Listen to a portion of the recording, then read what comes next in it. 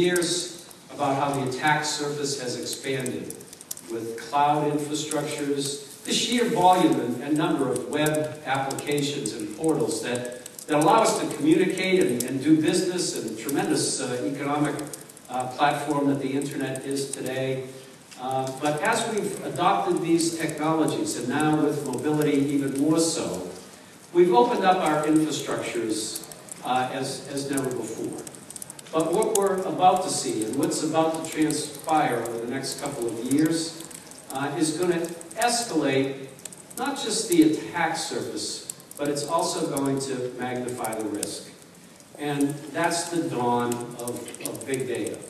Now, big data is not just about a whole lot of data. It's about being able to get value, to extract meaning from the gigantic volume of data that exists today.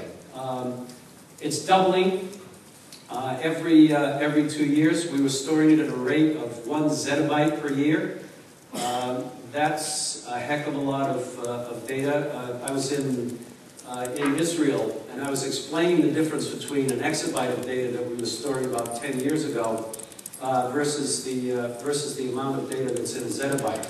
The amount of data that's in an exabyte would cover along a beach from Greece all the way around through Turkey to Israel. That would be an exabyte of data, just laying pieces of data out all around that coastline. A zettabyte of data would be a layer of data across the entire shoreline of every continent, every island in the entire world. So that gives you an idea of the scope and magnitude of data. As of now, only about 1% of that data is being analyzed. But tools and capabilities are coming online from, quite frankly, our parent company, EMC, and others, to be able to mine this data. And there'll be tremendous advances in not just IT, but in how all businesses operate. And as a result, you know, for the first time, this tired cliche of the crown jewels will actually have some meaning, as we have these vast data stores and the applications to mine them. And we'll have the ability to access them anytime, anywhere, because of mobility, because of cloud, and our hyper-extended enterprises. But we're not going to be the only ones that will be able to access these data stores. Our adversaries will be able to get at them as well. So our attack surface and our risk is going to be magnified over the next several years, and you'll hear a lot about big data. The second thing is not just that we've somehow discovered that nation states are attacking us. I think we've probably known that for the last half dozen years. It's almost like it reminds me of, we're shocked to find that there's gambling going on at risk. But it's not just one country, it's multiple countries, and it's not the US that's being attacked, but it's multiple countries that are being attacked. There's no one that's not at risk. But let's not forget about the criminal elements. And we're seeing a disturbing trend where the criminals in some of the nation states are starting to get together and actually cooperate in the cyber underworld marketplace.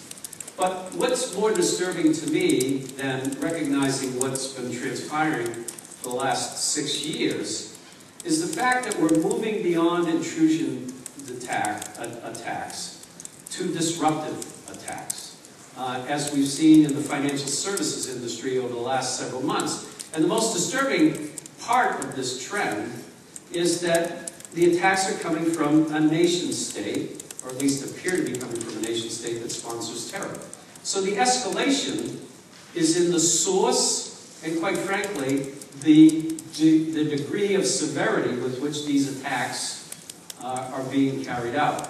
And that's very troubling, because when you go from intrusion, which is bad enough, to disruption, we could be talking about things affecting not just the financial services industry, but our critical infrastructure as well. And while I do think it's not impossible, it's highly, highly unlikely that we could yet launch a destructive attack. And that's why I hate terms like Cyber Pearl Harbor. But if you think about it, if you fast forward this concept of big data. And you say, you know what? Once we get to IPv version 6, and we're able to connect billions and billions and billions of devices, then it will get to a point where you won't need to have manual intervention to launch a destructive attack because you'll have so many devices that are digitally enabled. So that's the threat that we need to be preparing ourselves for. And what I would caution the press is that we have to be careful that we don't overhype the problem, that we don't just build awareness, but we build a level of understanding. So I'm not asking you to go out and paint the story that the world is going to come to an end tomorrow, but recognize that this is the trend line, the trajectory